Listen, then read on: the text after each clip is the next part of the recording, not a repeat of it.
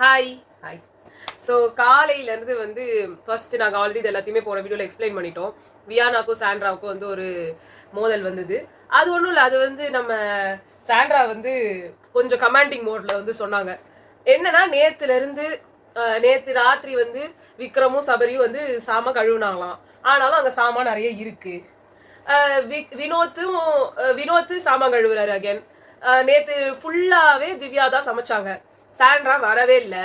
ஆனா இப்ப வந்து சாண்ட்ரா நானும் திவ்யாவும் தான் கிச்சன் டியூட்டி எடுத்து வச்சிருக்கோம், நாங்க 2 பேர் தான் கிச்சன் பண்ணிட்டு இருக்கோம், அப்படிதான் இருக்குது. சாண்ட்ரா வந்து ஃபுல் அண்ட் ஃபுல் வந்து இங்க கூட ஒருத்தவங்க போட்டாங்க, அவங்களுக்கு அவங்க பண்றதுக்கு வேலை தெரியலையா, இவங்க பண்றது வேலை தெரியலையா, அவங்க பண்றது பேச தெரியலையா, இவங்க எப்படி பேசலாம், அவங்க எப்படி பேசலான்னு அவங்க வந்து எங்களை சொல்றாங்க. அவங்க வந்து விக்ரம்ன்ற ஒரே பர்சனுக்கு தான் எப்ப பார்த்தாலும் வந்து பேசுவாங்க. அவங்க ஏதோ பண்ணிட்டு போட்டோம் நம்ம. அதை நான் சொல்ல வரல, நம்ம என்ன பேசணும் ஏது பேசணும் எல்லாத்தையும் ஃபுல்லா கேட்டுட்டு பேசணும் ஒரு அர்த்தம் இருக்கு. இவங்க இவ்வளவு சொல்றாங்களே. இப்ப நான் கேட்கறேன், விக்ரம் என்ன பண்ணிட்டாரு இங்க வந்து? எத்தனை தடவை வேலை பார்த்துருக்கு, எல்லாருக்கும் வேலை பார்த்துருக்காரு, இல்ல எத்தனை வாட்டி கிச்சன் டீம்ல இருக்காரு? ஒரே ஒரு வாட்டி கிச்சன் நம்மளால முடியாதுப்பா அப்படின்னாரு. யாருக்கு அவர் ஹெல்ப் பண்ணாரு? என்ன இதுல பிரச்சனை தெரியுமா? எல்லாரும் வந்துட்டு திவ்யா வந்து கிச்சன்ல மட்டும் தான் இருக்காங்க. இவரே பெருக்குறன்ற ஒன்னு சொல்றேன், இந்த பெருக்குற டியூட்டியும் இந்த கிளீனிங் டியூட்டி ஏன் தெரியுமா எடுக்கிறாங்க? அவங்க இஷ்டத்துக்கு ஒரே ஒரு வாட்டி தான் பண்றாங்க. ஏன்னா யாரும் அவங்களை கேட்பார் கிடையாது, அவங்க இஷ்டத்துக்கு பண்றாங்க. அரோரா எடுத்துக்கிட்டா எப்ப பார்த்தாலும் டாய்லெட் கிளீனிங்க்கு போயிடுவாங்க. கையில இது இன்ஃபெக்ஷன் ஆகும், 24 மணி நேரம் பெட்ஷீட் போத்தி தூங்கினே இருப்பாங்க. நம்ம வந்து அவங்கள உள்ள இருக்கவங்களே யாரும் கேட்கல. இப்ப கூட சபரி அது க்ளீன் பண்ணி வச்சிட்டாரு பாத்ரூம். இந்த மாதிரி நான் தான் எடுத்துக்கிறேன்னு நான் சொல்லிட்டேனே அப்படின்றாங்க. அவங்க அந்த பாத்ரூம் இல்ல, சபரி வந்து அப்படியே தாளாட்டுறாரு. சபரியும் விக்ரமும் சுபிக்ஷாவையும் அரோராவையும் தாளாட்டிட்டு தான் உட்காந்துட்டு இருப்பாங்க 24. அதுவும் சுபிக்ஷாவது ஏதாவது வேலையை ஒழுங்கா செஞ்சிருவாங்க, அவங்கள பத்தி நம்ம எதுவுமே சொல்ல முடியாது. ஆனா அரோரா வந்து அப்படியே அந்த வீட்டின் செல்ல பிள்ளை பிபியோட கண்ணுக்குள்ள இருக்கிற அழகா இருக்கீங்க, நல்லா ட்ரெஸ் பண்ணிருக்கீங்க, இதுதான் பிபி வந்து இவங்களுக்கு பண்ணி விட செய்வார் வந்து.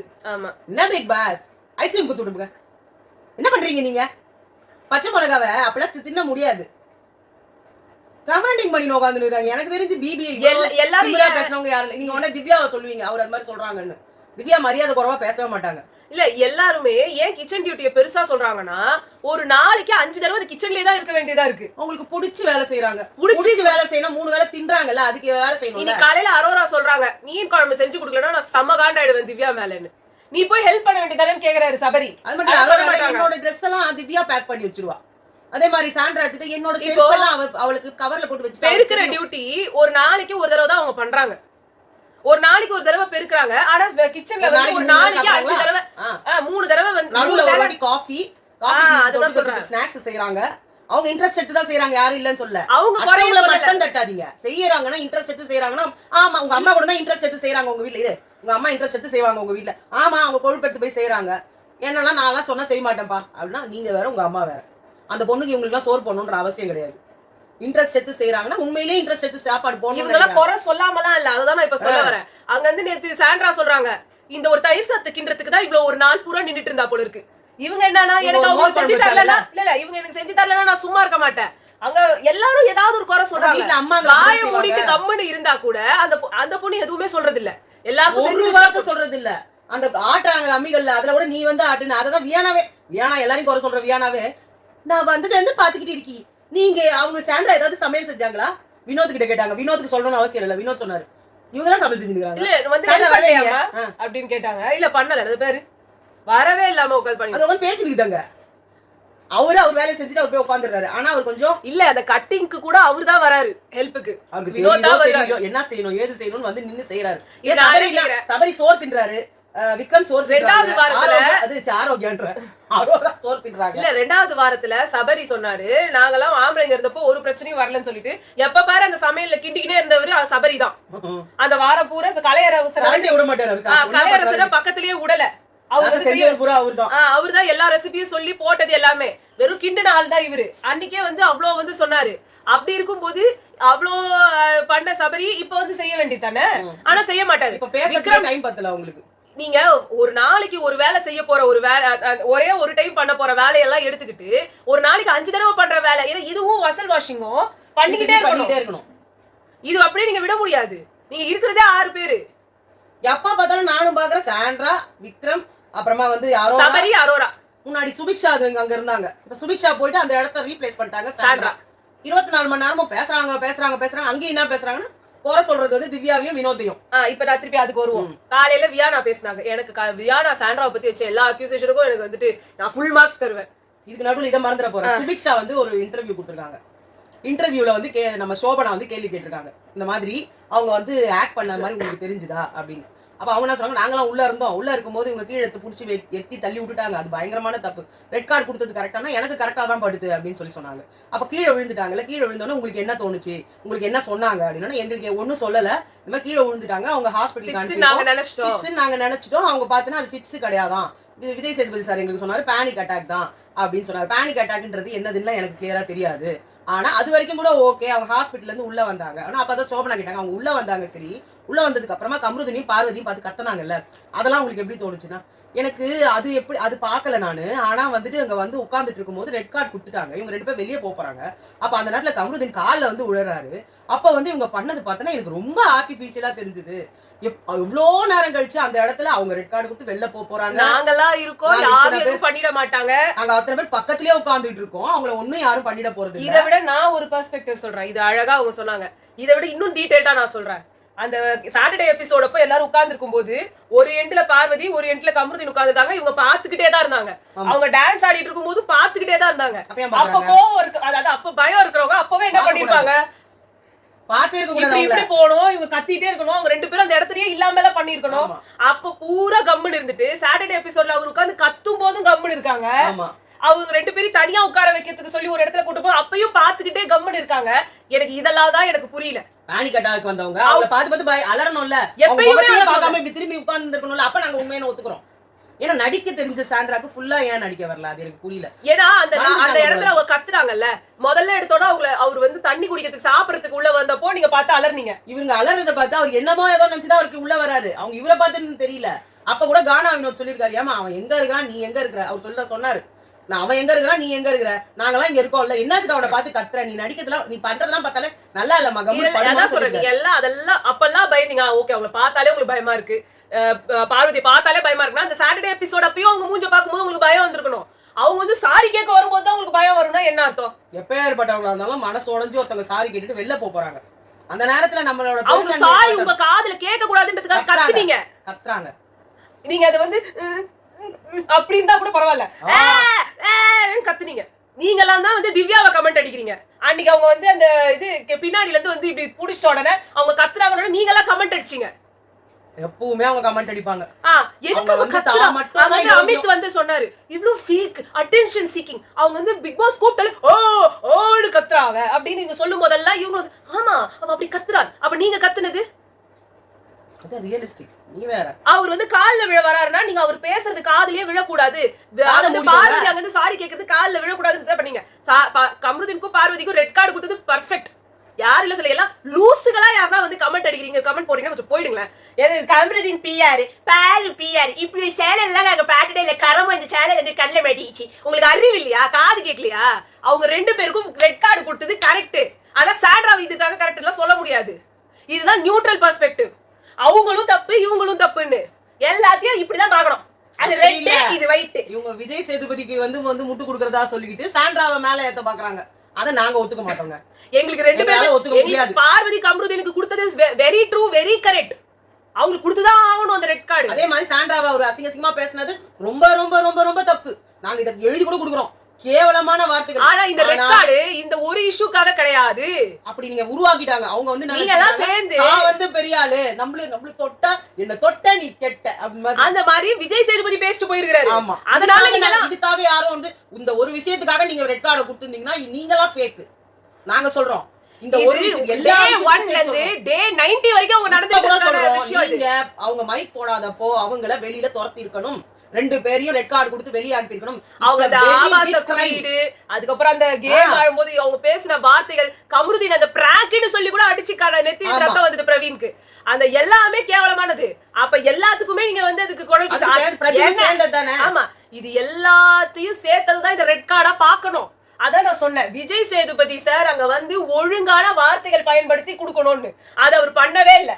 அவருக்கு அதை பேசவே தெரியாது. இவர் வந்து திவ்யாவை பேச தெரியாதுன்னு, இவருக்கு உண்மையிலேயே பேசவே தெரியாது. 2 நிமிஷம் நிக்க தெரியாது ஒரு இடத்துல.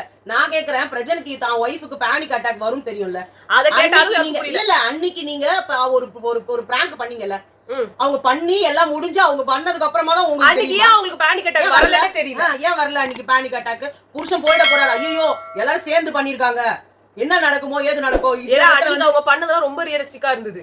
பயத்துல அழுதாங்க, ஓன்னு அழுதாங்க. அழுவுற எல்லாருமே அழ வரும். அன்னைக்கு அவங்க அழுது ரொம்ப ரியலிஸ்டிக்கா இருந்துச்சு. கண்டிப்பா அப்படி ஒரு அழுக வரும். ஏன் அடிக்கிறானே தெரியாம அடிச்சுனுறாங்க. ஒருத்தவங்க புருஷன் வந்து ஒரே வாரத்துல வெளில கிளம்பிடுவாங்க, அப்புறம் துட்டுக்கு என்ன பண்றது, வெளில பசங்களுக்கு என்ன பண்றதுன்னு அந்த ஒரு பயத்துல அழுதாங்க. அன்னைக்கு தான் ஆக்சுவலா உங்களுக்கு பேனிக் அட்டாக்கே வந்திருக்கணும். சரி, பேனிக் அட்டாக் எப்ப என்ன வரும்னு தெரியாது. ஆனா அன்னைக்கு அவர் உட்கார்ந்து சொல்றாரு அவங்களுக்கு எப்ப பாரு பேனிக் அட்டாக் வரும்னு சொல்லி. இப்ப எனக்கு அதுதான் ஒண்ணுமே புரியல. எப்பயுமே பேனிக் அட்டாக் வர்ற ஒருத்தர் மெடிக்கல் டெஸ்ட்ல எப்படி தப்பிச்சாங்க? அது மட்டும் இல்ல, இப்படி இருக்கவங்கள முதல்ல உள்ள விடுறது எவ்வளவு பெரிய மத்தவங்களுக்கு ரிஸ்க். அவங்கள எதுவுமே பேசுவாங்க. இப்ப கூட வியானா பேசிட்டு இருக்காங்க, உடனே ஐயோ வியானா பேசிட்டாங்க, எனக்கு அப்படியே ஹார்ட் எல்லாம் படபடக்குது, எனக்கு பேனிக் அட்டாக் வரப்போகுதுன்னு பேசி நாளைக்கு இதெல்லாம் பயங்கரமா வரப்போகுதுன்னு வேற போட்டுன்னு இருக்காங்க. நாளைக்கு அப்சரா சிஜேவும் ரம்யாவும் உள்ள வராங்க, 2 பேரும் வச்சு செய்யறாங்க, சாண்ட்ராவையும் விக்ரமியும்ன்றாங்க. அதனால இவங்க அழுதுகிட்டே இருக்கிறாங்கன்றாங்க. அது தெரியல, நம்மளுக்கு ஒழுங்கா வந்துட்டு அப்புறம் தான் தெரியும். சரி, நம்ம இது திருப்பி இந்த இதுக்கே வந்துருவோம். வியானா காலையில பேசினாங்கல்ல, அப்ப வந்து ஒரு சிலதெல்லாம் எனக்கு ரொம்ப தேவையில்லைன்னு பட்டுச்சு. இந்த கிறிஸ்டோபர் மூஞ்சி இப்படி எல்லாம் சொன்னாங்க. ஒரு லிமிட் இருக்கு வியானா. ஒருத்தர் நம்ம கமெண்ட் பண்றோமா கரெக்ட், ஆனா நம்ம பயன்படுத்துற வார்த்தைகள்ல ரொம்ப சுத்தம் இருக்கணும். கிறிஸ்டோபர் மூஞ்சி, நீங்க கிறிஸ்டோபர் என்ற கேரக்டர் எவ்வளவு யாருன்னு ஃபர்ஸ்ட் தெரியல. ராட்சசன் படத்துல வர்ற கேரக்டர், அது அந்த கேரக்டர் ரொம்ப ஒரு கொடூரமான சாடிஸ்ட், சைக்கோ. அவர் வந்து பொண்ணுங்களை பார்த்தாலே அவருக்கு பழசுல நடந்த ஒரு டிராமானால எல்லா பொம்பளை பசங்களையும் வந்துட்டு குத்தி சாவடிச்சு அதுல சந்தோஷம் அடையிற ஒரு பர்சன். அதையும் நீங்க வந்து சாண்ட்ராவோட கம்பேர்லாம் பண்ண முடியாது. அவங்க கேரக்டரிஸ்டிக்ஸ் இல்ல இதெல்லாம் எதனா நீங்க சொல்லுங்க. வெளியில இருக்கிற இந்த எக்ஸ் தளத்துல வந்து சொல்ற பெயர்கள்லாம் நீங்க உள்ள பயன்படுத்த முடியாது. தப்பு. அவங்க அதான் பண்ணிட்டு இருக்காங்க, அததான் அவங்க பண்றாங்க. பட் அது ரொம்ப தப்பு. வெளியில நம்ம எல்லாரையும் நம்ம யூஸ் பண்ணிட்டோம்னா நமக்கு அங்க ஃபேமஸ் ஆயிடும். இல்ல அதான் நடிச்சு எல்லாரையும் வெளியில அனுப்புனாங்க, அதெல்லாம் சொன்னாங்க சூப்பர். எல்லாம் டிராமா அப்படின்னு சொன்னதெல்லாமும் சூப்பர். நீ வந்து எல்லாரையும் நாமினேட் பண்ணிட்டு வெளியில அனுப்பிடுவ, அப்புறமா அவங்களுக்காக ஃபீல் பண்றேன்னு சொல்றது இதெல்லாம் கரெக்ட். ஒழுங்கா போயிட்டே இருந்தாங்க. இந்த மாதிரி ஊருக்கு 2 கிழவி இருந்தா போதும் நாங்க பேரு. அப்பதான் கிறிஸ்டோபர் மூஞ்சின்னு சொன்னாங்க. ஆமா, இந்த 2 கிழவின்னு அவங்க போனது ஏன்னு தெரியல. பார்வதி கம்புத்தின் பேசிட்டு இருக்கும்போது அவங்க அதை ரொம்ப ஓவரா போனாங்க. அப்பதான் இந்த ஓட கிழவின்னு சொன்னாங்க இவங்க. அதையே ஓட கிழவின்றது எதுக்கு தேவையில்ல அப்படின்லாம் நம்ம பேசியிருக்கோம். அதனால இது ரொம்ப கொஞ்சம் ஓவராவே போயிடுச்சு. சரி, அங்கேயாவது நிறுத்தினாங்களா? இல்ல, கிறிஸ்டோபர் மூஞ்சிட்டாங்க. அதெல்லாம் என்னன்னா இவங்கள வந்து நாமினேட் பண்ணி வெளில அனுப்புனது அவங்க தான். ஆமா, போகும்போது கடைசி நிமிஷத்துல இவங்க கூட தான் இருந்தாங்க.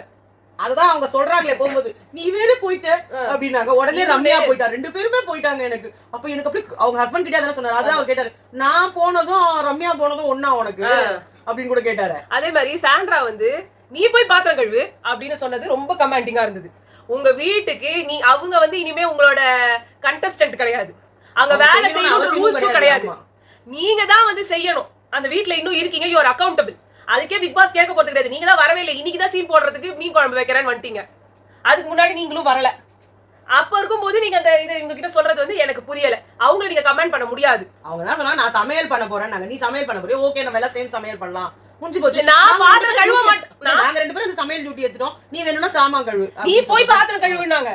நீ வேணும்னா பண்ணிக்கோலாம் இல்ல, நீ போய் பாத்திரம் கழுவு. அத்தாரிட்டி கடுப்பு முத நாள் அவங்க பேச கடுப்பு. அப்புறமா திவாகரும் பிரவீன் காந்தி வந்தாங்க. நிஜமாவே ரொம்ப பாசிட்டிவா இருந்தாங்க 2 பேரும். பிரவீன் காந்தியை நான் இவ்ளோ எல்லாம் எதிர்பார்க்கல. அவர் வந்து அம்மா வரவே மாட்டாங்கன்னாங்க. ஆமா, வரவே மாட்டாரு. அவர் வந்து பேசுனதெல்லாம் வெளியில வந்துட்டு எனக்கு அசிங்கமா காமிச்சிட்டாங்க, எனக்கு கேவலமா காமிச்சிட்டாங்க, எனக்கு நான் போனதே தப்புன்னு ஃபர்ஸ்ட் உள்ள வந்துட்டு அவரு எனக்கு எங்க போனாலும் கேக்குறாங்க. பெங்களூர்ல போயிட்டு எல்லார் பேரோட கேக்குறாங்க, இவங்க என்ன அவங்க என்ன, யார் ஜெயிப்பா, யார் வந்து வின்னர் ஆவாங்க அப்படிலாம் கேக்குறாங்க. சத்தியமா சொல்றேன், எனக்கு இப்படி ஒரு ஹைப் இருக்கும்னு தெரியவே தெரியாது. நான் இதை யூஸ் பண்ணிக்கவே இல்லப்பா.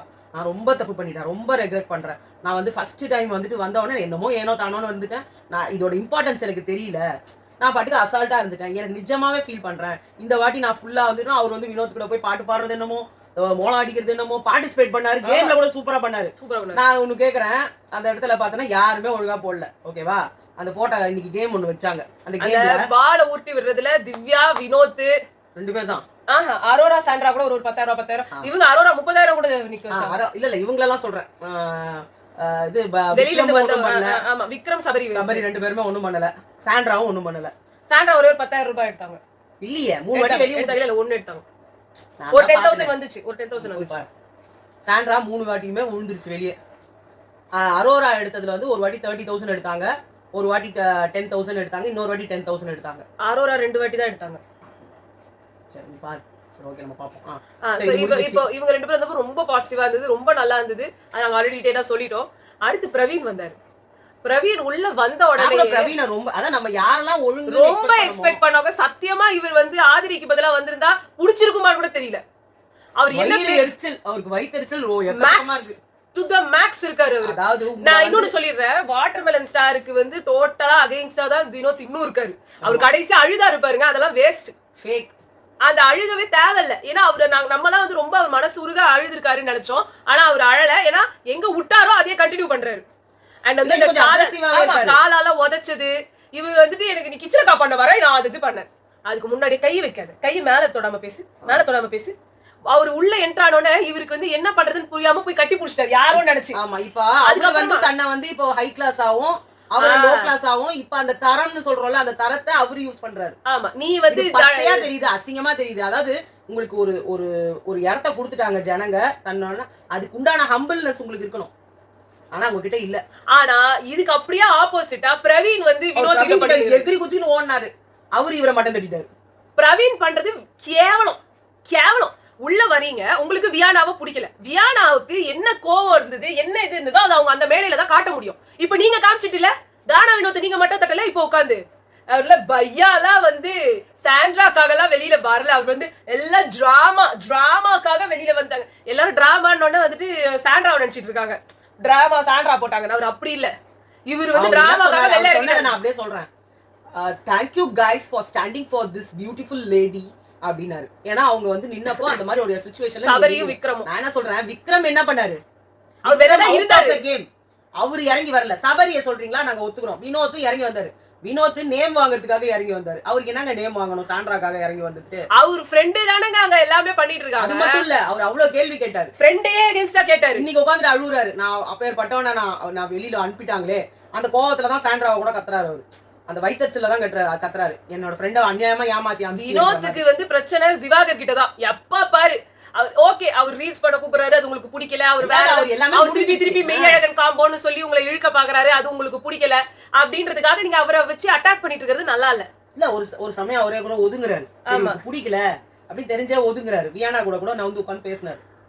அப்ப என்ன சொன்னாரு, என்ன ஆச்சு தெரியல அவருக்கு, என்ன பார்த்தாலே அப்படியே ஒரு மாதிரி எரிஞ்சு விடுறாரு. இப்ப கூட போய் நின்ன காலால எத்தி விடுறாரு. அவர் என்ன சொன்னாரு, எங்க ஊர்ல இது பேரு அப்பம் அப்படின்னாரு. சுயன் இவங்க வந்து சொன்னாங்க, ஒவ்வொரு ஊருக்கும் ஒவ்வொரு பேருங்க. அது அவங்களுக்கு காமெடியா பட்டுச்சுன்னு திவ்யாவும் திவாகரும் உட்கார்ந்து சிரிச்சிட்டு இருந்தாங்க. அதுல கடுப்பாயிட்டு ஒண்ணு இவருக்கு ஒண்ணே வந்துட்டு அதுக்கு சிரிப்பு ஃபேக்கா சிரிக்குது, இவரு வந்து சிரிக்குது வேற, சும்மாவே சிரிக்குது வேற அப்படின்னாரு. அவர் கொஞ்சம் பண்ணது இவர் ஓவரா பண்ணிட்டு, இவரு வந்து சரி இவரு ரிட்டனுக்கு வந்து அவர் கூட விளையாடுறதுக்கு இவர் பண்ணப்போ அது உங்களுக்கு பிடிக்கல, நீங்க புடிச்சிட்டு கிழிக்கிற மாதிரி இழுத்தாரு. அப்புறமா அவரு கிச்சலக்கா பண்ண வராருன்னு வந்துட்டு அதுக்கு ஒரு இது பண்ணாரு. வேற வினோத் நீங்க வந்து ரொம்ப ஓவரா பண்றீங்க திவாகர் கிட்ட. பட் உங்ககிட்ட பிரவீன் எதிர்பார்க்கறாரு இப்போ. ஆமா, பிரவீன் வந்து இவர் ரொம்ப எதிர்பார்த்தாரு. ஏன்னா இவர் அவ்வளோ அவங்க எல்லாரும் பிரவீன் இவர் மூணு பேரும் தான் ஒரு ரொம்ப க்ளோஸா இருந்தா, டுவோ இல்ல, சரி ட்ரையோ. இவங்க வந்து ஃப்ரெண்டா இருந்தவங்க. சோ அந்த குரூப்ல இவரை ரொம்ப எக்ஸ்பெக்ட் பண்ணாரு அவர் பிரவீன் ராஜா. வந்தோட அப்படி அதுக்கு பிரவீன் சொன்னாரு, நான் அவளோட இதுல போய் விழ மாட்டேன்ல, நான் ஏன் அவளோட இதுல போய் விழணும். இல்ல வெளியில போனா எல்லாரும் சொல்லுவாங்க அவரு வின்னர், அவர் வந்து பயங்கர மேல இருக்காரு, அதனால இவன் போய் அவர்கிட்ட போய். நீங்க அப்படிதானே வெளியிலயும் பேசுனீங்க, உள்ளேயும் அப்படிதான் இருந்தீங்க. கானா வினோத்னு சொல்லிட்டு உள்ள போயிட்டு இப்படி ஓவரா பல்ட்டி அடிக்கிறீங்க. அது இப்ப நீங்க அந்த டீம் கூட இருக்கக்கூடாது, கானா வினோத் கூட இருக்கக்கூடாது, இருந்தா உங்க பேர் கெட்டுரும். அப்ப இந்த டீம் 4 பேர் கூட்டணி இருக்குது, அங்க போய் உட்காந்துக்கிறீங்க. இங்கிலீஷ் பத்தியா இப்ப அந்த குரூப்? சபரி வந்து இங்கிலீஷ்ல தான் பேசுறாரு, அரோரா இங்கிலீஷ்ல தான் பேசுறாங்க, சாண்ட்ரா இங்கிலீஷ். அப்புறம் இப்ப அது வந்து ஒரு மேட்டுக்குடியின் கூப்பாடு மாதிரி ஆயிப்போச்சு. அது ஒரே தாங்கல. இவர் Praveen, I don't want these kind of things. Okay, கானா வினோத் இவர்கிட்ட. ஆனா எனக்கு அந்த கான்வர்சேஷனே பிடிக்கவே இல்லை. நாங்க ஜாலின்னு நினைச்சோம், ஆனா ரொம்ப வயித்தறிச்சல் பிடிச்ச கான்வர்சேஷனா இருந்தது. இங்க இருந்து இவர் வந்துட்டு ஏன்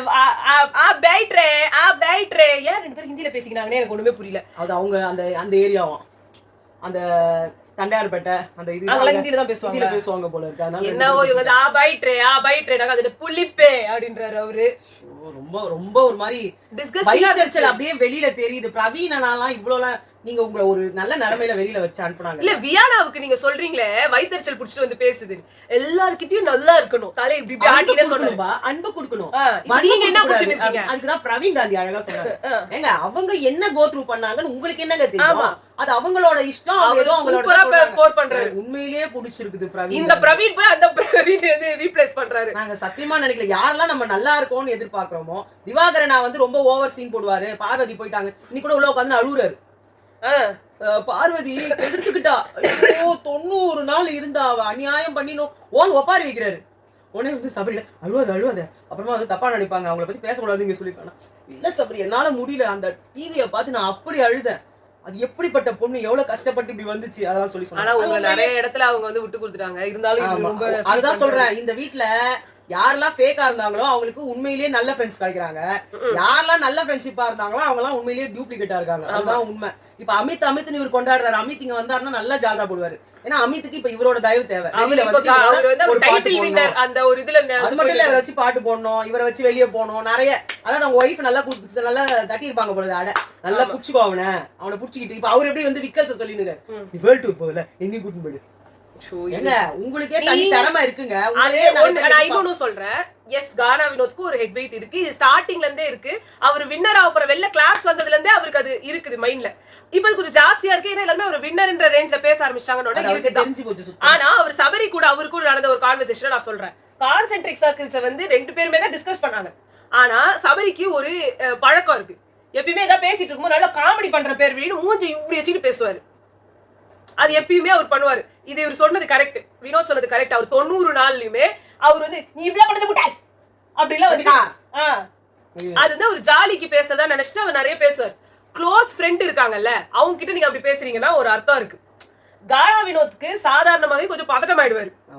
எதுனா யாருன்னா ஏதாவது கொஞ்சம் மூஞ்சி அடிச்ச மாதிரி சொல்லிட்டாங்கன்னா கூட அவரால் தாங்கிக்க முடியாது. இது உங்களுக்கு நல்லா தெரியும். அவரோட மனசுல இருக்கிற ஒரு விதமான ஒரு இது, அது இன்செக்யூரிட்டின்னு சொல்லலாம். இவர் வந்து அதை யூஸ் பண்ணாத. உனக்கு கேக்குறேன், நீ அது மூஞ்சில அடிச்ச மாதிரி சொல்றியா? எனக்கு தெரியல தானே உனக்கு கேக்குறேன். அப்படி இவர் வந்து அப்படின்னுவாரு சபரி. அது ரொம்ப ஜோக்கு அப்படின்னு நினைச்சிட்டு இவர் நிறைய தடவை நிறைய இடத்துல இப்படிலாம் பேசியிருக்காரு. அது நிறைய எல்லாருமே அதை எடுத்துப்பாங்க, ஃப்ரீயா எடுத்துப்பாங்க. பட் இந்த இடத்துல இவர் ஆல்ரெடி ஒரு கடுப்புல இருக்காரு. பிரவீன்லாம் பண்ண கடுப்புல இருக்கும்போது இவர் பண்ணும்போது அதை அவரை டீக்ரேட் பண்ற மாதிரி அவருக்கு ஃபீல் ஆகுது. அப்ப இவர் ரிட்டர்னுக்கு கத்துறாரு. இன்னும் சொல்ல போனா வியானா சமைப்பாங்க அந்த ஸ்டார்டிங்ல அந்த யூனிஃபார்ம்ல இருக்கும்போது கையில இருந்து கீழே போட்டுட்டு அந்த இதுல வந்து போட்டுட்டு தட்டுல இருந்து எடுத்து தான் சாப்பிடுவாங்க. மிச்சம் இருக்கிறதா கை சாப்பிடும். எச்சி பண்ணிட்டு அதே எடுத்து உள்ள போடுற அப்படின்னு சத்தியமாடி உள்ள போட்டுமா அப்படின்னு. இது அவருக்கு இருக்கிற ஒரு பழக்கம். அவருக்கு எப்பயுமே அந்த மாதிரி பதட்டம் ஆகக்கூடிய ஒரு ஆள் தான். நீங்க அந்த இடத்துல நீங்க இதை சொன்ன உடனே அதை வரை நீங்க ரைஸ் பண்றீங்க. அதோட நீங்க விடவும் இல்ல.